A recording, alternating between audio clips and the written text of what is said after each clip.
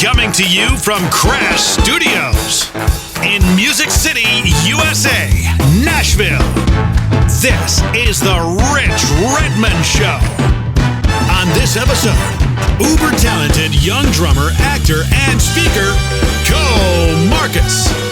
And now, Rich Redmond. What is up, rock and rollers? Rich Redmond here. This is another episode of The Rich Redmond Show, coming to you from Music City, USA, Nashville, Tennessee. Everyone's moving here, and that kind of ties into our next guest. I'm so excited about our next guest. But first, I got to catch up with my man, Jim McCarthy, Man About Town, co-producer, co-host, Jim McCarthy, voiceovers.com. How are you, bud? I'm doing well. How are you? Hey, man, we're cranking these things out, having a good day. We've cranked out a lot this week. I cannot believe you asked me, you said, what's coming out today, episode 30? I said, no. You're like, yes. Yeah. We did it. See what happens when you double down your talents. 2 episodes a week. Incredible. Yeah. Thanks for being the bug in my ear, kind of like a gnat in my ear. You're like, zzz. You're like, you could do this, man. Do 2 episodes a week and it'll happen. That's right. And never forget that. And I gave you a drum set. Oh my God. And practice pads. And snare drum stands. And cymbals. And hardware. And you'll keep getting. You have a garage full of used gear from me. I know. It's really crazy. I want to start a music store. I wanted to catch you up on something that's kind of really funny because, recently I did that speech at Stanford University called Happiness Rocks. And it was like an 18-minute speech. And I had to talk about what makes me happy and what my definition of happiness is. Mm-hmm. And one of the things I like to bring up is music and how music can help us tap into our humanity, and it reminds us of our humanity, and so that there's something larger than us out there. And 2 of my favorite songs that I love to have on a playlist are Jeff Buckley's Hallelujah, which brings tears of either joy or sadness, I don't know what, to my eyes every time I hear it. And also there's this guilty pleasure of this song called the Pina Colada song, from the 70s, right? Yeah. And so I'm working out. I've been doing my workout at Orange Theory to try to get rid of this Christmas weight. And they have this mashup station, which is poison to your ears. It's literally, they take computers and they line everything up on a right? Mm-hmm. And they take choruses and verses and they pitch match everything, and they use algorithms to smash the lyrics and to fit them in time. And both of those songs were on a and the pitches matched and everything, and they were the same key. And I went to the instructor and I said, what are you doing? You're destroying music. Can't you just play some AC/DC or some good rock and roll for us to work? I mean, even Drake, I'll work out to some kind of like hip hop type stuff, but this was a soul crusher. I can imagine. Yeah, it's an interesting 2. But I sound like, get off my lawn, and I don't want to be that guy. Conceptually, those two songs shouldn't really go together. Well, and that wasn't necessarily the same song, but everything is the same tempo, and so for an hour it was like. Oh, so they weren't mashed up together. They were just beat matched. They were beat matched. Oh, okay. Yeah. Because you remember that thing called mashup radio? Where they would actually literally, if the song was in the same key, you could take Every Breath You Take paired with Peter Gunn, like they did in The Sopranos. Yeah. Dun, dun, dun, dun, dun, dun, dun, dun, same beat. And then P. Diddy did a version of that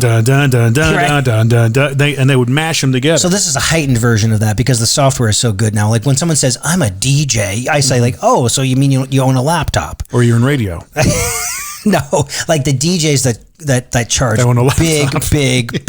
big money. I think I should get into that, Jim. No, you don't need another. No, but I can play drums at the same time. Maybe. That would be cool. If you have, you probably need a DJ pal to play along with you. Yeah, I've done it. Yeah.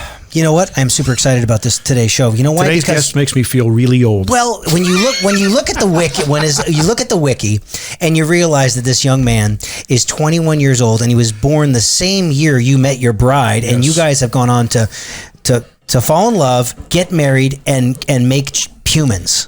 We made a lot of humans. And the amount of time that this young man was on earth, and he's so accomplished. He's a drummer first and foremost, but he's a songwriter, he's a composer, and he's an actor. My friend Cole Marcus. What's up, buddy? man? How are you? It's good to see you. Oh, man, I love it. We have people. There's Look at them all. tons of Oh, people. my gosh. It's like an arena full. Yeah. And they're cute. So we're here in Crash Studio, which is basically, my 600 square foot man cave. Oh, this thing's beautiful, man. In Music City, USA. Thank you, man. I just acquired those 1989 recording customs over there that were played by Dave Weckl in a clinic. Oh, shoot. Isn't that crazy? I might have played on those things, too. And you know what? You know what the bonus was? What? The muffling. Really? They've been around for like over 20 years. The muffling was two really nice Levi shirts that were about $80 a piece. Oh, gorgeous. So I pulled them out and I got them dry cleaned. eBay? Bonus. Oh. No, I'm going to wear them. They were Okay. they're like my size. I'm like, man, take every dollar, One- throw that stuff out there. So One this is stream of thought goes to eBay, the other goes to, I'm wearing them. you know what's great is that Capitalize the moment. over in the corner, your mom Cheryl is here. Hi, Momager. You can drive, right? Yeah. Okay. Yeah, kind of. I didn't know because every time I see you, I see your mom. She's delightful, Cheryl. Yeah. And she kind of she's your line of defense against the world. Oh my gosh, she's like a firing squad. I swear, it's awesome.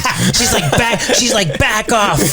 No. She's wonderful though. One heck of a businesswoman too. She's like, Cole's not signing autographs right now, but I saw you guys last year because the NAMM show is coming up. That's right. And last NAMM show, we were at a Dave Weckl clinic, and I got this tap on my shoulder, and you're like, hey, Rich, and I'm like, dude, you're so tall. Yeah, Every I know. time I see you, you're like a weed, growing like a weed. Well, I'm telling you, that's just the way that it works, Yeah. It throws me off the charts too.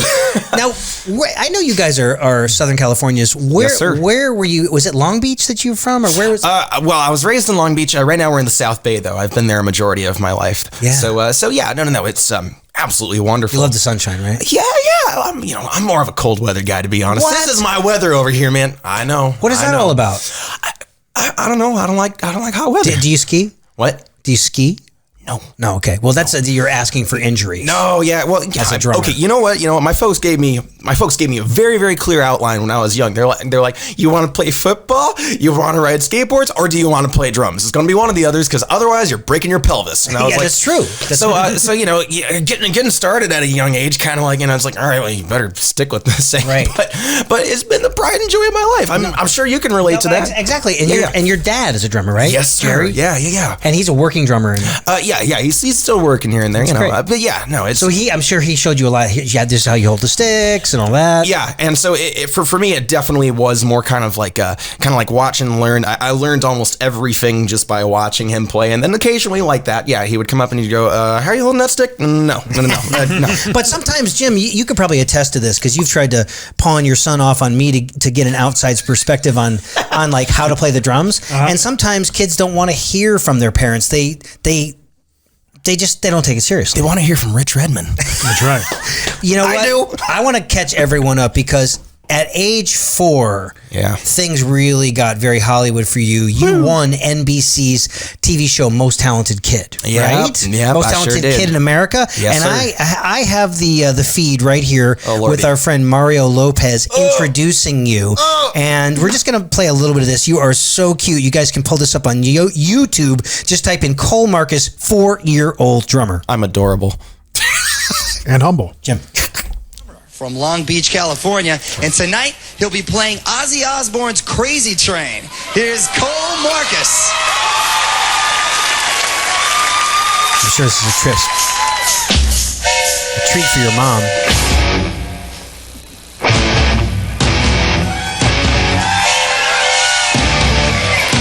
Look at how cute he is. You can barely reach everything.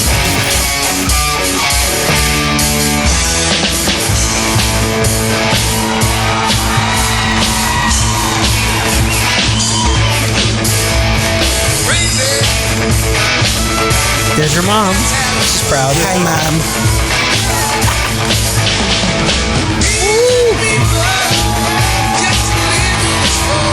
Sheila E's taking it. He's there, man. I hope I've gotten better since then. You got much better. That's about how well I play it. That's good. No, Mario Lopez loves it. Is that Lance Bass? It's Lance Bass, baby. Oh my God, you're really reaching for the cymbals. Yeah. No, okay. So funny story. What about bringing them down? Well, okay. So funny story. Well, okay. So Okay, so the way that I play drums is more kind of like the gospel approach, where everything's flat and my cymbals are right above the toms and they're angled out, right? Oh, wow. And that's the way that I always wanted to play as a kid. But my dad was like, hey, the drums are so big, they're not going to be able to see you on camera. We have to put the cymbals way up here. So that makes sense. reach for it. And funny thing about when we were filming that was the monitor that they had on the side of the stage. I don't think they really knew what they were doing when it came to that. Really fast. All due respect for them. Yeah. So the monitor completely busted out. So when I was doing that, I was reaching my ears out for what the audience was hearing. I'm like, ugh. So my timing was all over. But you made it. No, it was, you're 4 years old. But the interesting thing is, at 4 years old, that bugged me. It bugged me. I was like, my timing was off. Ugh. Did you get off the drums and say, I can't work under these conditions? Yeah, I need to call my manager. Oh, wait, she's sitting right over there. So what happened when you won? Was there a big party? Was there a big celebration, Cheryl? What happened? Yeah, we had to go do the whole talk show. Oh, he had to go do the whole talk show circuit. Oh, So what were the shows that you ended up doing? Oh gosh. Oh man, I have to off the tip of my head. The Today Show, Brady, Wayne Brady. Wayne Brady. I like him. Sharon Osbourne. It was fun. It was fun. A lot of great opportunities came out of that. I gained my first 3 big endorsements out of that, which was wonderful. What were those? Vic Firth, Zildjian, and am I allowed to say the other one? Sure. Mapex? Recently departed Mapex. Oh, that's all right. But It happens. But yeah, no. It's. Oh, there you go. That was the day. That one bit that you have right there was actually the day I signed with Mapex. Look at that there. But no, it's interesting though, because now I can look at Vic Firth and Zildjian, and I go, oh shoot, I've got like a 17-year career going with these guys, which is absolutely mind-boggling for me. Yeah, 21 years old. It doesn't sound right. Yeah, it doesn't sound right. I've been trying to explain to people. They're like, so cool. You're 21. You've got so much ahead of you. And it's like, for me, I feel like I'm your age. Right. Okay. Old. As far as my no, not old, but older, experienced. Experienced. But I feel like I'm like this at a certain point in my life, and I'm like, but I need to be doing more. And they're like, dude, you were like, you just turned 21, man. You've got all your life ahead of you. It's like, and it's like, but I need to do more. No, and you will. But it does become 31 very quickly. But yeah, I know. Speaking of opportunities that came out of this, you got into acting, you did this awesome commercial for LG and VH1 Save the Music. And I'm going to let our audience hear the audio. But if you guys look this up, Cole Marcus, LG commercial, VH1 Save the Music, you can see Cole just running all over his neighborhood, hitting everything in sight. So kitchen countertops, bicycles, railings, fences. This was pretty much all my idea too when it came to. And so you're playing like glasses. Yeah. But it actually ended up being like, instead of overdubs or anything, they're like, you did it real. Just do it real. So they gave me a metronome in my right ear and they just said, go for it, have fun. Okay, so think about this. How old were you when you did 10. this? So you did this when you're 10 years old. There's a click in your right ear. You're walking around your neighborhood. They're filming it, and you are just playing things in rhythm. What a blast. Oh my God, here it is. Check it out.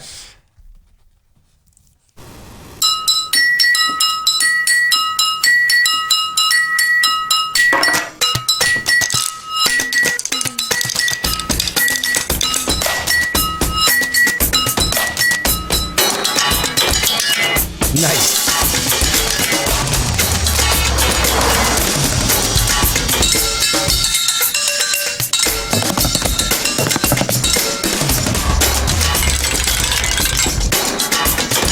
Our children need music. But music classes are being cut at an alarming rate. So LG, a leading maker of music phones, has joined VH1 Save the Music to bring music back to over 1 million children. Nice. To play your part, visit lgformusic.com. LG, life's good. Good job, Dude, Cole. the flip phones, man. The flip phones. If that tells you what time it was, man. So who was the composer with all the air there? Because there was some stuff that was recorded. There was some stuff. From what I know, it was actually taken from me playing the drum set at the very end. It was all bits and pieces that we filmed. And then just popped it together. And they just popped it all together. Yeah. Yeah, VH1 Save the Music. I wonder if that foundation is still happening, because it's a good... I wondered too, but I remember it was a big issue back in, like, I think it was 09, early 09 when that was, and they were starting to pull music out of schools, like funding thing, and that kind of ticked me off at that time. I was like, oh shoot, I mean, I was homeschooled, but I had a lot of buddies who were like, yeah, I can't take guitar lessons at school anymore. I was like, what? Yeah, but you did have some teachers too. Like, didn't you study with Greg Bissonette? And I'd say they were more like mentors. Gotcha. To be honest. Who's on that list? Oh geez, Freddie Gruber was a big influence there. Johnny Vatos is up there too. Yeah, Johnny Hernandez. Boingo. We love Johnny Vatos. Yeah, Vatos. But Buddy Miles was a huge influence for me early on too. And just kind of like those guys in that group right there. I mean, there's so many. There's a list. I mean, there's so much of a list that kind of goes on and on and on.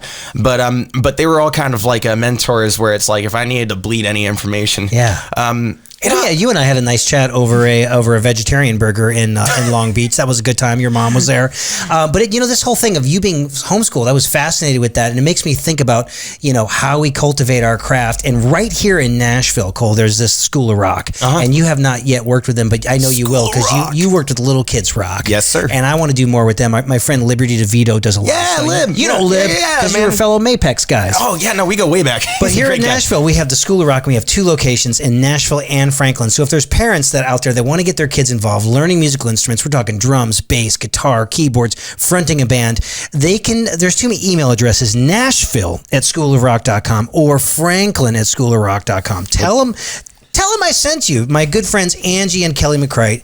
There's 250 School of Rock locations in the world, but they have one of the top ones, and they're always doing events, and they just shine really, really bright. And even if kids don't become professional musicians like you, they're going to learn life skills. They're going to learn how to work in a group. They're going to have increased self-esteem. So we're big fans of the School of Rock, and thank you, School of Rock, for sponsoring our show. Yeah, right, Jim? Give him a round of applause. Why not? Well, this is a relatively new offering. Like anything that I do, I try to be forward thinking. And when I start something, most of the negative Nellies and weird people in Nashville they're like, what is Rich doing now? But you get 30 episodes into a show, they go, oh, he's serious. He's onto something. He's not. Yeah. He's doing this. He's not crazy. But at the same time, you have to have a team of like-minded people around you. I mean, the fact that you have your parents are such big believers in you and helping you cultivate the career of your dreams. Like for me, there's a lot that I can't do, so I have to have a guy like Jim McCarthy around who just happens to be a fantastic guy. Thank you. And a fantastic hang. I'm going to do. You deserve an applause. But we hardly ever get to do anything really social, Jim, because when you have a wife and 3 kids, it's like you got to get home. It's like. Are you talking about getting something after the We're gonna have a cocktail for happy hour tonight. Okay, it's happening.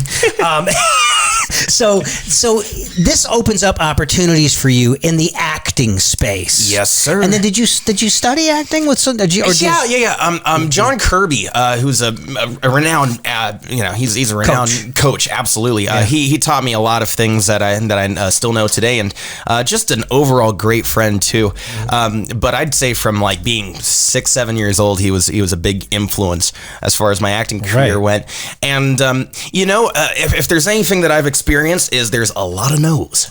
There are a lot. Oh, it's a business of no's. Gosh, it's like it's like I studied 6 pages of this monologue. I'm gonna walk into this room to meet these 8 producers. I'm gonna nail it. You go in there and they go, "Hi, Cole, how's it going? Hey guys, it's good to see you. All right. Can you read off of page 4? Yeah, for sure. So true. Kellogg's. All right, thank you, Cole. All right. Oh, you didn't even get through. You didn't even get to say cereal. Yeah, no, but I'm just saying it's just like not Kellogg's cereal. No, but sometimes with commercials, they're looking not even for your talent. They're looking for a look. And for me, they're like, oh, he's got curly hair. That kind of falls into ethnic. And it's like, well, I mean, I don't know if you've seen. It's so true. I'm about as pasty as as the lights in this room. I'm telling you. Yeah. But that's actually a good time in Hollywood for people with ethnic diversity. Oh yeah, absolutely. Man, they eat that stuff up, dude. I mean, it's really happening. Yeah, no. So that was interesting, and I'd say pretty much a large majority of the drum auditions, like where say if it was like a drummer in a commercial. Yeah, a drummer in a commercial, they'd be like, all right, well, we can actually sync you up. So, perfectly. So those. So then you get this opportunity. You in the movie I Can Only Imagine, which is this fantastic independent Christian film that came out. You played the role of Robbie, for the drummer for the band Mercy Me. Robbie Schaefer, he's my man. Yeah, and so you met the actual guy. Oh yeah. No. Me and Robbie we're friends now. But it's interesting though when I first got. Well, first of all, it was like totally out of nowhere when I got the role. You know, I turned down a couple of others because I didn't like the content and so on and so forth. And I got picky and choosy and whatever. Well, Christian cinema is growing. It really is. Well, you know what? But this film wasn't. It wasn't a stereotypical Christian film. No. And I'm thankful to say that. Like there wasn't one time that I cringed at all during being on it. But well, I mean, and the cast. That's not a dig, but I mean, yeah. But you got Trace Adkins, you got Cloris Leachman, you got Dennis Quaid. Yeah. I mean, that's good company to be they're in. Great guys too. And the movie grosses $83 million, coming off of a budget of $7 million, and it was the highest grossing indie film of 2018. Yes, and sir. on your page, your Cole Marcus fan page, if you just type in colemarcus.com, your Cole Marcus fan page comes up. Pretty slick, Cheryl. There we go. And then here is the trailer for the film. If I can get it to play. I can only imagine. I swear I'm playing it. In a world where you can only imagine. Resume video. I swear I'm playing, pressing play here. Let's. I don't know. Let's look it up on YouTube. Let's hear the song I Can Only Imagine on Spotify, just to give some leverage and background for the folks in the audience. Now, this is one of the most popular Christian records of all time. Yeah, okay? wow. Yes, and what I want to do is I want to play it starting at 1 minute and 24 seconds when the drums kick in, because people love drums. I actually have something to do there.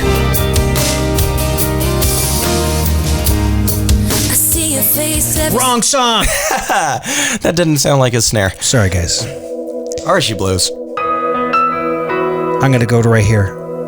I can only imagine when that day comes and I find myself standing in the sun. I can only imagine when all I would do is forever. That's a comfort song right there. Forever worship you. I can only imagine, yeah. I can only imagine. Surrounded by your glory, what will my heart feel? Will I dance for you, Jesus? Or in awe of you be still? Will I stand in your presence? Or to my knees will I fall? Will I sing hallelujah? Will I be able to speak at all? I can only imagine. Yeah, I can only imagine. Nice.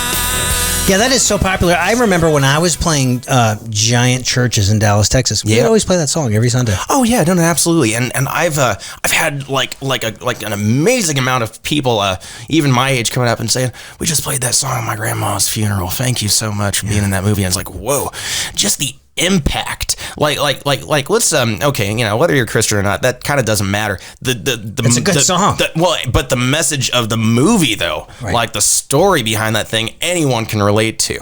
And I've had to experience some really, really crazy thing with some stories that I've heard along the way, and it's absolutely wonderful. So how long did it take for you to shoot your stuff on that? I was there for about 3 weeks or so. That's nice. Yeah. It was very, very fast paced as far as our filming schedule went, and we just went bam, bam, bam, bam, gone. Yeah. And I liked it that way too. Essentially, a lot of the work, and this was the fun part, was just like an extra long music video, very, very long music video. Right. But it was wonderful though. Just the whole idea of filming it, and but I think the main thing that people don't realize is being a drummer. It's not like a guitarist where it's like all right, you have to look like you're playing this chord and this chord, and just have your finger on the fretboard. You'll look okay. You got to be accurate. No, you got to be smack dab. So like I was like, first thing I asked for when I got the part, I'm like, that's great, thank you. Give me the tracks. Yeah, I listened to those tracks. You can memorize them. Every single ghost note that was on those suckers, I had to be dead on. Especially the crashes. The crashes and fills, right? Well, I think that's the most annoying part for me is when I see other drummers in films and it's like... They don't give it any due. Like, oh, whoops. Yeah. No.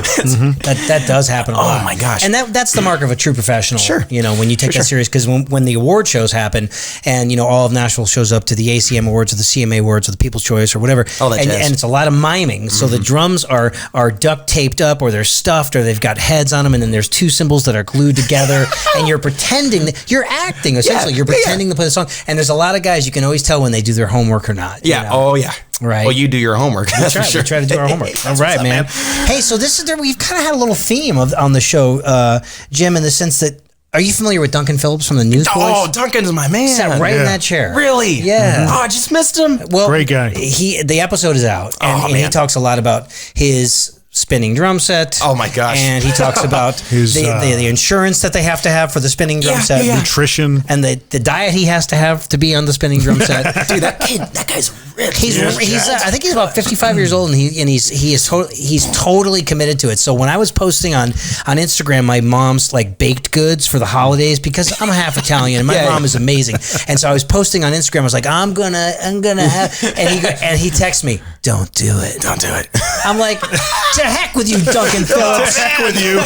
I am having my mom's food, man.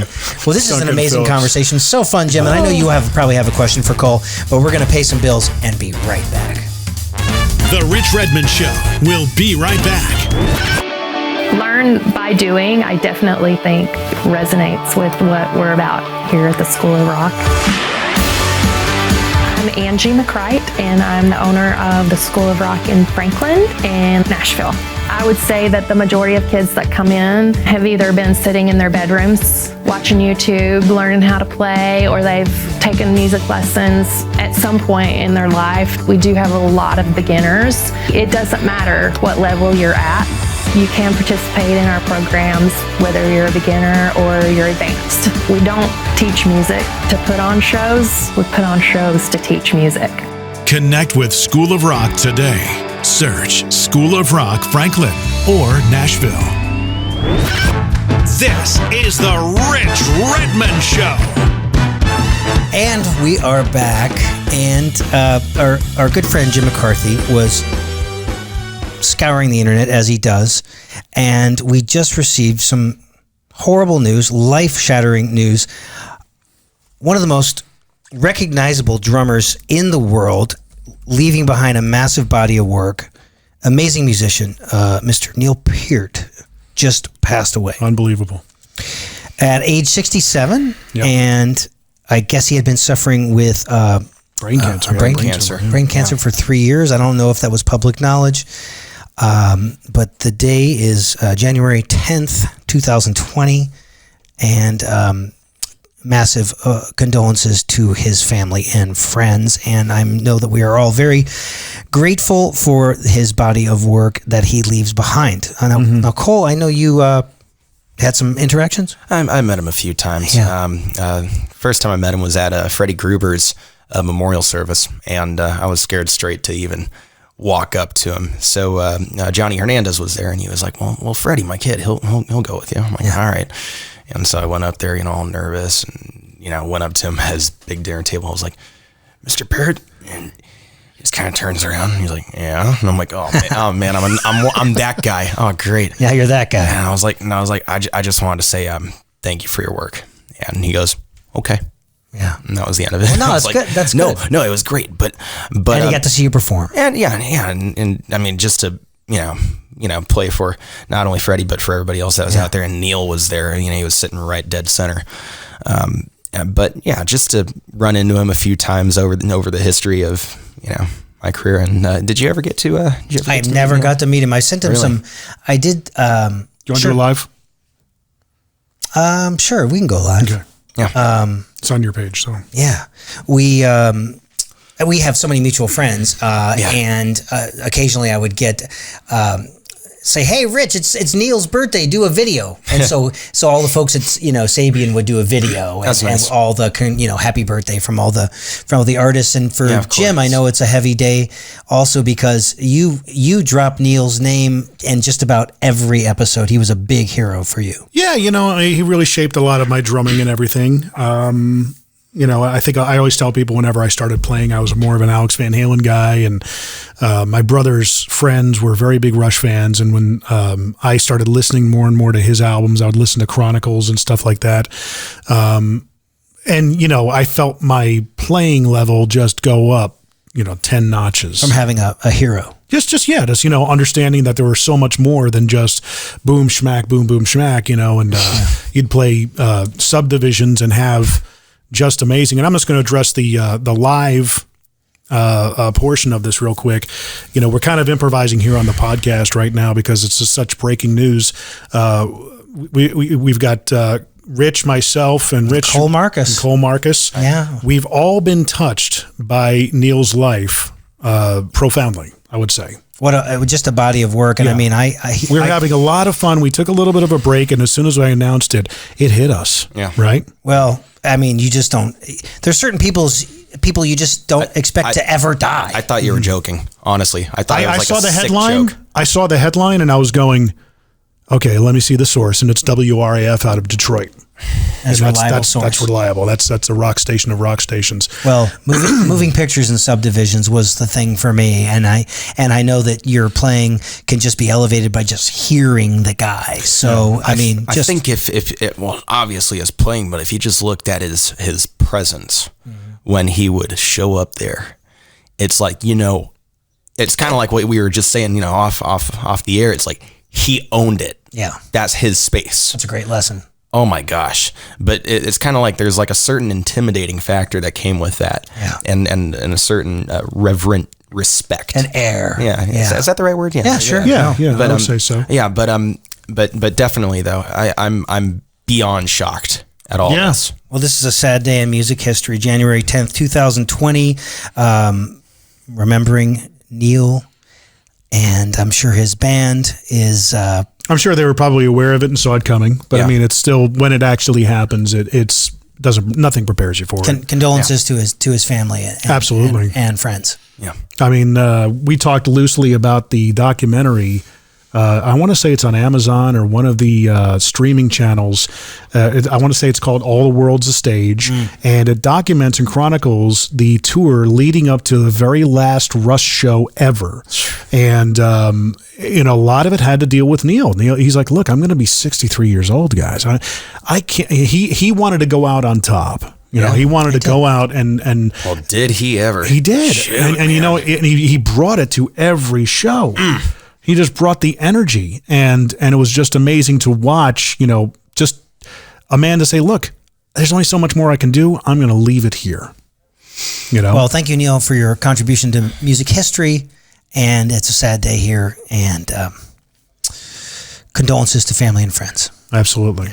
Well, thanks, guys, for watching. We're going to get back with the program here, and have a good weekend if we don't talk to you. Absolutely.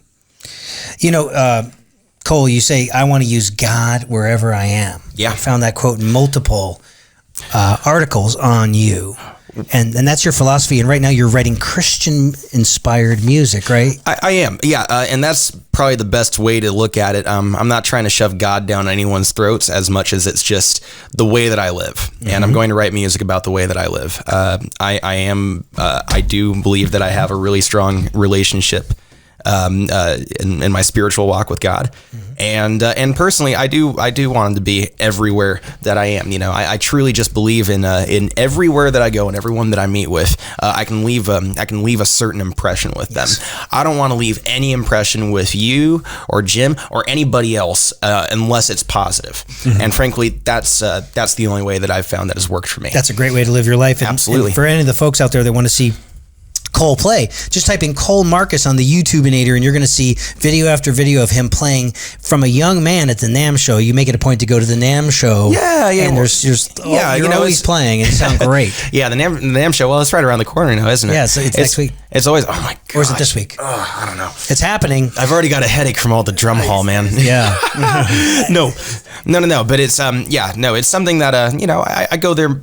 Same as you for work purposes, to meet up with talk to your people. To touch base with the peeps. What are our common companies? DW, Simpat, and Humansonburg? I believe so. That's the case. Those are some really, really, really good companies. Yeah, DW is a new one. So congratulations! Thank you for being part of the family. Thanks, man. The greatest drums on the planet, born in a garage in Southern California in 1970.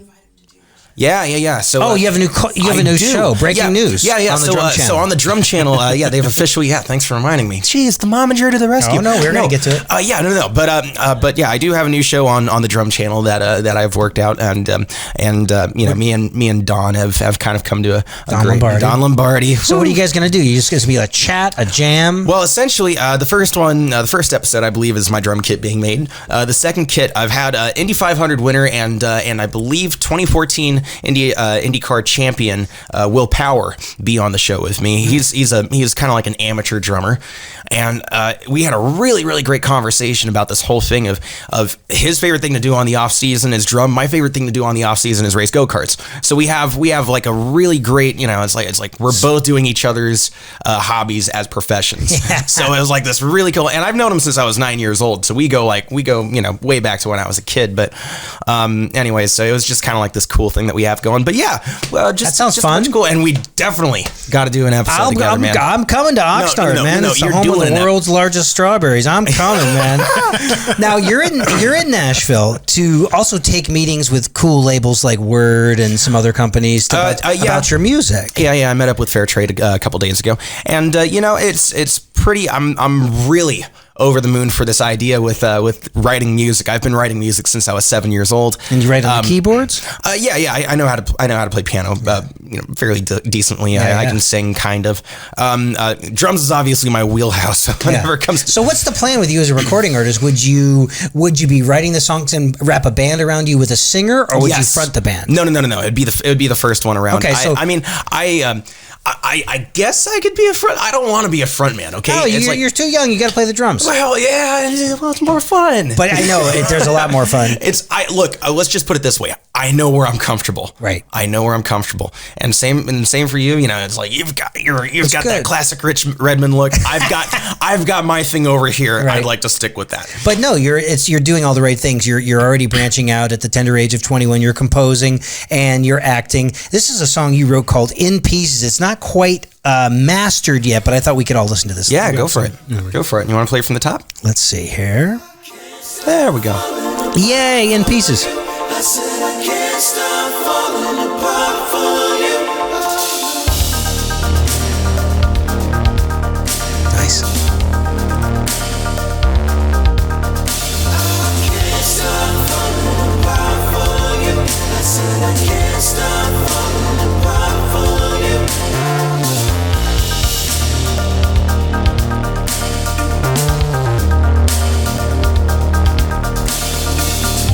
Where is my hope that's gone? Through the hole that's in the wall. I don't want to be caught in the web of the lost. Light up the path ahead. My eyes are open and they say I don't want to be caught in the web of the lost. Oh, I can't stop running around these streets when my simple problems are acting on repeat. What's happening to my face? When I heard you were coming down, I Nice. was struck by Lots of sections, man. Yeah. now I find I'm falling for you. I can't stop falling apart. I've heard you play a real set of drums. What did you program on, like a drum cat or is it MIDI pads? No. I literally just used a keyboard for it. I've been working with it for like 10 years now, and it just bugged me how they sounded so digital. So I literally went to the ends of everything to make them sound as real as possible. Sound great. Honestly, just for that, it's just a rough demo as if of right now. But I, me being a perfectionist, I try the best I possibly can to make even the demos sound somewhat like a live performance, if you will. I love that. I know you're going to continue with that, and you're going to grow. You're going to grow as a composer, and I hope that some of these labels here they take a bite, and they and if you don't get it the first time, you just keep coming. This is your first time to Nashville, right? Absolutely. And you know what? But here's the thing. I always go in not expecting anything. I'm not expecting anything. However, my ambitions are huge. Right. I know for a fact that, hey, this is going to happen, this is going to happen, this is going to, because it already has in the past. But it's never, for me, when it comes to the time spectrum, it's like, you know what, sorry to get spiritual here, but it's like, that's on God's timing. That's not me. And it's like, it's so I'm comfortable where I'm at. And things are really cool. I'm in talks with some great people about moving forward with this, and we'll see what happens. And also another thing you're adding to your plate is you're doing some speaking at churches. Yes, I am. So that's actually one of the main reasons that I'm out here. I'm preaching at a church tomorrow, and I just did a lot of it this morning, and I got to go to right as soon as I'm done with this. Yeah, have you talked to Zorro about cultivating this side of the career? Yeah. Zorro's okay. He's another great influence from when I was a kid. But me and Zorro, we've worked together on like some little things here and there, but definitely it's something that we're looking at the future for. So we'll see. I love it. So what is your angle when you're speaking? Is it like just living a godly life or being positive? You know what? It doesn't look. Okay, my outlook on it is well, since we're talking about it, if you look at the Bible, no one's perfect. No one's perfect, especially Jim. Yeah, no, Jim's great. But if you look at the idea, it's like the New Testament starts out being written by a murderer, or I'm sorry, that's Paul. It starts out being written by a thief, and it's like the whole thing goes on. It's like the bottom line is there's always redemption.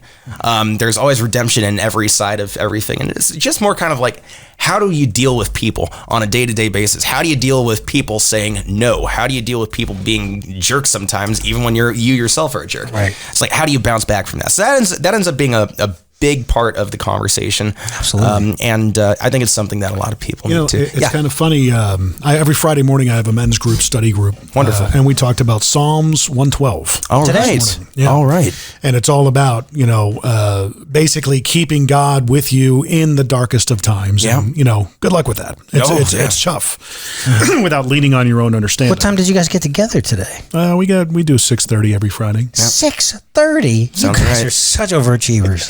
I don't know, man. We just meet in the McDonald's down the road. At the McDonald's? That's great. Pretty good coffee. I love that. Say what you want about the food. The coffee's pretty good. It is pretty decent. But I agree with you. I talk about being into apologetics, which is kind of my thing. Absolutely. So, and you know what? Wait, is that the sequel to Dianetics? It's not completely, not even in the same. I am so sorry, guys. I had to do it. You know what MI when they're out on the street and they're trying to get you in on next door, and you're like, no, hey, no, I totally know what you're talking about. It's like, hey, you, that guy over there.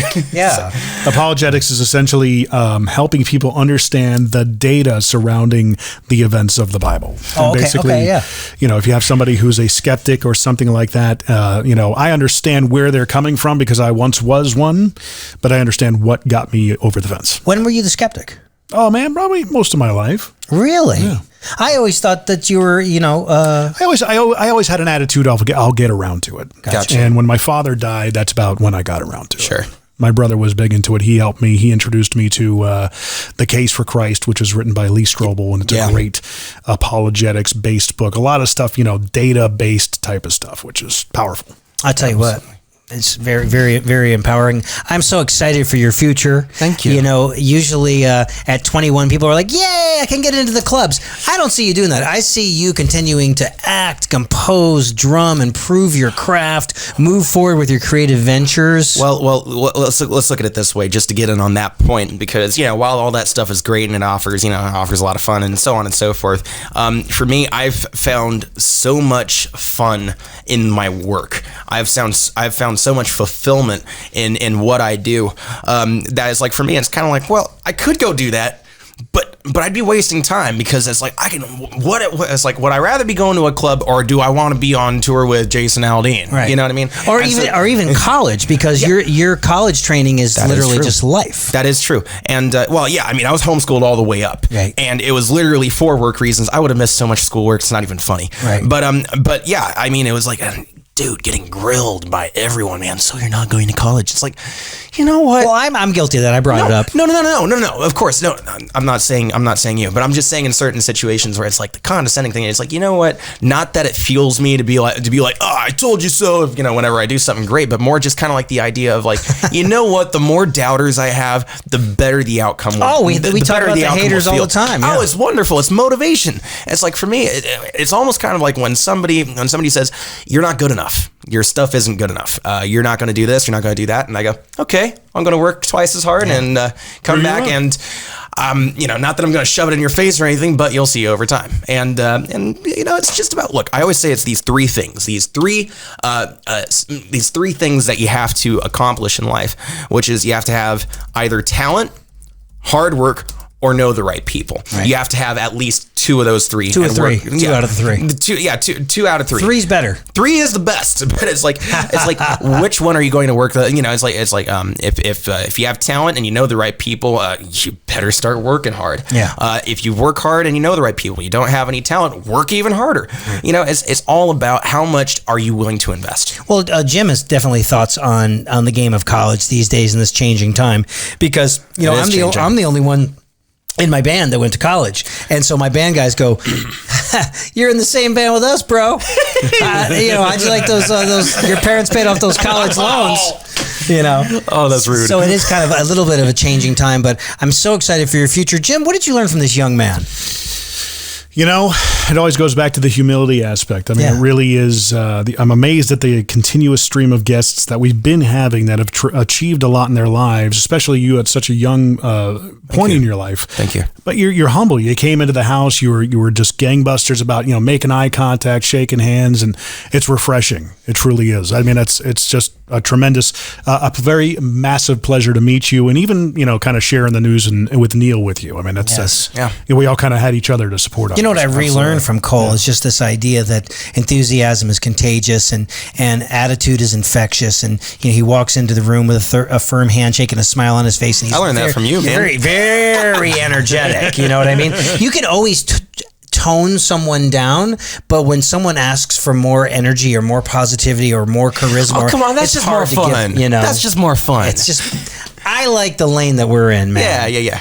I love it, man. I love it too, man. So the best way for people to find you is just type in colemarcus.com. It's going to take you to your official fan page. Yeah, you can. And something tells me that you and or your mom answer all the messages. You can do that. I've got my official Facebook fan page. I've also got my Instagram at colemarcus633. Nice. It's just everything. It's kind of like I've had different waves of my career so far. It's weird to look back on a career that's been over a decade and a half now. Yeah. But I've had different waves, and it's kind of like right now we're right on the edge of the next one. Yeah. And so I'm very thankful to be in the position I'm in, and I'm glad to say that I know you and Jim, and thank you so much for having me. Congratulations on on all the success so far. Congratulations on the new DW endorsement. Congratulations on the new show on drumchannel.com. You guys be looking for that. Look up Cole on the interweb. You're going to see some amazing videos of a young man growing up in front of an audience.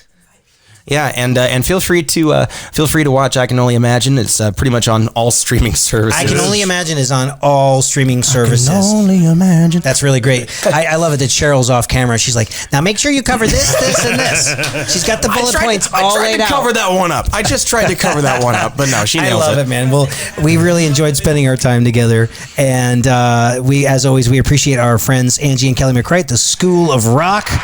Thank you guys for sponsoring the show. Nashville at schoolofrock.com, Franklin at schoolofrock.com. Thanks, Jim, for your time and talent. You're welcome. And thanks for the applause. On this somewhat sad day in the music business, let's all remember the fantastic work of Neil Peart and the band Rush. Absolutely. Keep coming back for the good stuff, guys. We really appreciate it. Be sure to subscribe, share, rate, and review, and we'll see you next time. This has been The Rich Redmond Show.